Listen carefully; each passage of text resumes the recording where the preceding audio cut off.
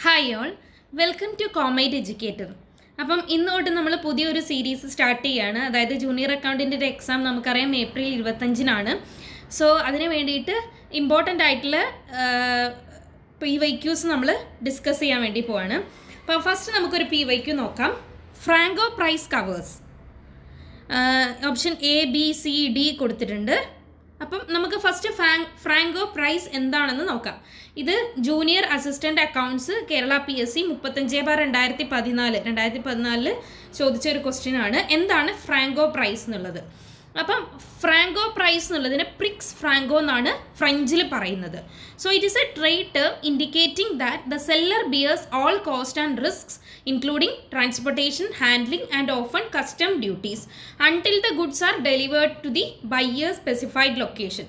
അതായത് ബയ്യറിൻ്റെ സ്പെസിഫൈഡ് ലൊക്കേഷനിൽ എത്തുന്നവരെയുള്ള എല്ലാ എക്സ്പെൻസസും സെല്ലർ ബിയർ ചെയ്യുന്നതിനെയാണ് നമ്മൾ ഫ്രാങ്കോ പ്രൈസ് എന്ന് പറയുന്നത്.